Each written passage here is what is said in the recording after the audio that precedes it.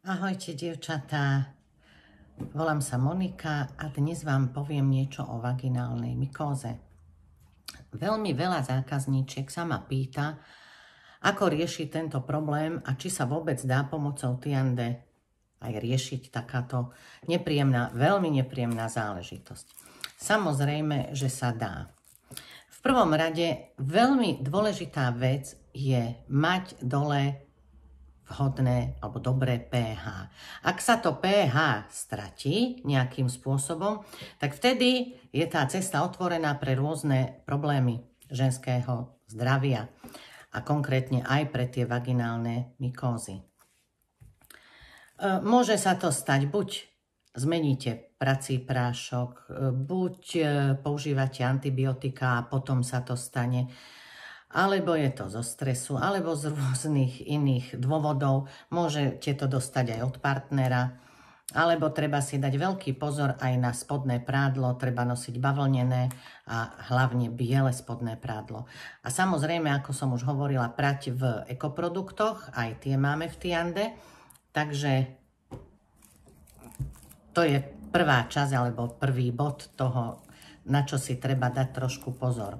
Ak má aj partner tieto problémy, lebo všakže môže sa to prenášať, u partnera takisto používať tie produkty, o ktorých vám poviem teraz. Ďalším krokom je tento Intim Gel s koloidným striebrom. Náš Intim Gel s koloidným striebrom obsahuje šalviu, harmanček, tea tree olej, aloe a zachováva to dobré pH. Samozrejme obsahuje aj kyselinu mliečnu. Ja ho používam na celé telo, ale je to Intim Gel, čiže používať na intimné partie. Určite sa vyhnúť používaniu mydiel alebo gelov z drogérie, ktoré tamto kyslé prostredie zničia. Ďalším krokom je Alunit. Je to antiperspirant.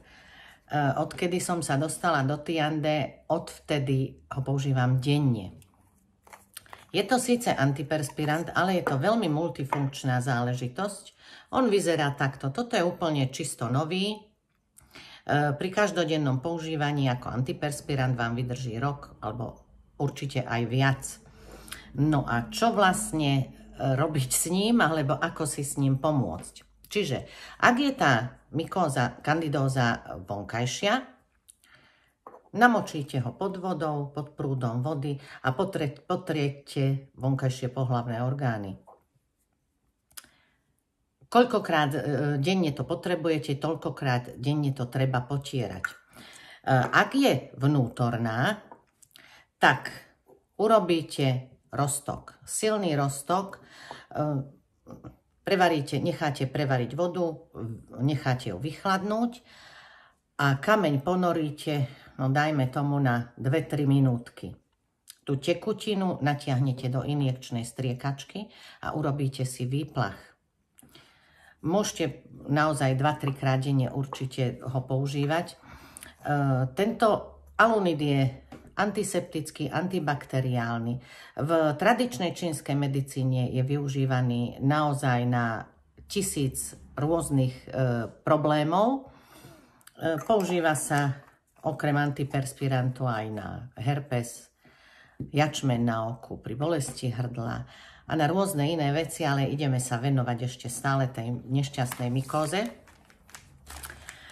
Na to ešte máme vložky.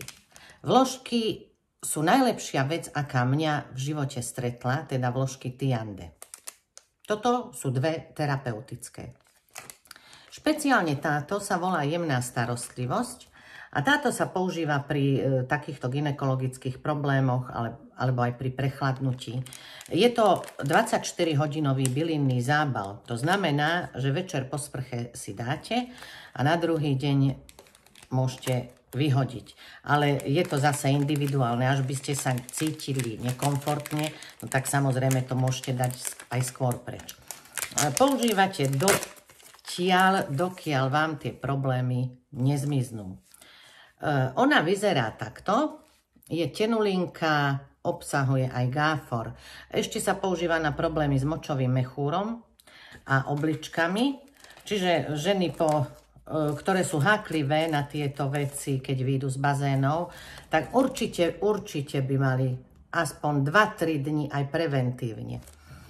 No, lenže tiež som mala tento problém a nejako jemná starostlivosť mne osobne až tak nezaberala.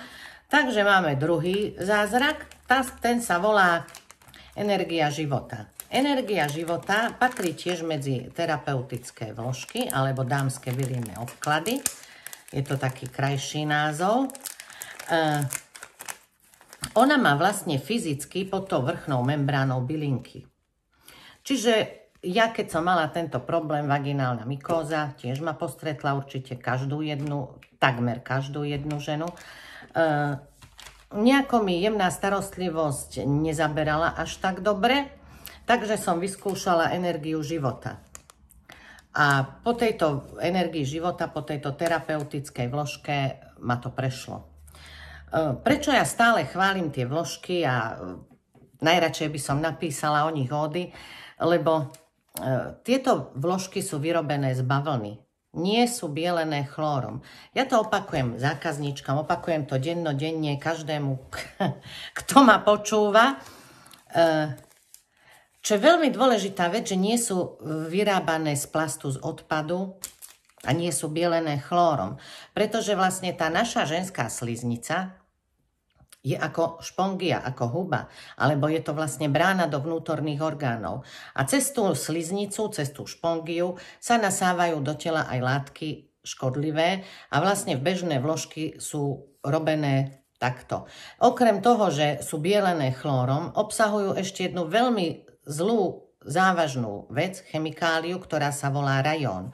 Tá sa používa pri bielení celulózy a vlastne za život ženy ich spotrebujeme obrovské množstvo každý mesiac a takéto škodlivé látky si my vlastne prikladáme na náš, ja hovorím, že druhý mozog a není to dobre, pretože cez tú sliznicu sa nám dostávajú tam takéto škodlivé látky. Mala som dlhú debatu s mojimi kamarátmi, s urológom a s gynekológom, kedy sme naozaj prebrali vložky a pred 80. rokov, keď boli vložky ešte vatové a boli v takej sieťke. A pred tými 80. rokmi ešte nebolo až toľko gynekologických problémov, ako je dnes. A určite, že veľký podiel na to majú aj tieto vložky, ktoré sú vyrábané z odpadu a z plastu. Ešte stále k vložkám Tiande. Táto terapeutická vložka, energia života, určite treba robiť aspoň každú ženu, prosím, 2-3 krát do roka 10-dňovú kúru. Alebo cestujete niekde na dlhú cestu, potrebujete dodať trošku energie, určite si dajte túto vložku. Uvidíte, že vám fakt bude lepšie, zvládnete tú cestu a dajte mi vedieť. No čo ešte by som vám povedala? Naše vložky sú vyrábané z bavlny. Potom vrchnou vrstvou, bavlnenou, v tomto prípade sú fyzicky bylinky. Čiže keby ste ju rozstrihla, tak tie bylinky sa vysypú. Ostatné vložky sú napustené týmito bylinkami. Spodná vrstva není tá akože plastová, tá spodná, táto, je celá perforovaná, čiže v lete nevzniká skleníkový efekt, nezaparuje sa to tam dole. No a o menštruačných nejdem rozprávať, lebo zase by som sa zamotala. Naozaj, že by som toho veľa vedela povedať, ale venujeme sa znovu tej mykóze, kandidóze. Intim gel zachová dobré pH, alunit potierať zvonka, z dnu urobiť roztok silný do prevarenej chladnej vody, natiahnuť injekčnou striekačkou, použiť ako roztok 2-3 krát denne. Uvidíte sama, ako dlho to budete potrebovať. Vyskúšať špeciálne je táto jemná starostlivosť na to dole hlavou. alebo môžete skúsiť aj túto. Mne sa osvedčila táto, hoci jemná starostlivosť je vyslovene na tieto mykózy a kandidózy. Ešte k tejto môžete použiť ako bylinný obklad pri bolestiach hrdla a znovu zachádzam tam, kde nemám, lebo sme pri mykózach. Takže to bolo všetko. Dúfam, že som vám pomohla aspoň trošku a napíšte mi, dievčatá, pod videjko, či používate alebo aké problémy riešite, s čím potrebujete pomôcť. Naozaj veľmi radi vám pomôžeme. Ja osobne tiež môžete mi napísať, keď nechcete pod videjko, napíšte mi súkromnú správu a poradím vám veľmi rada. Takže vám prajem ešte pekný deň.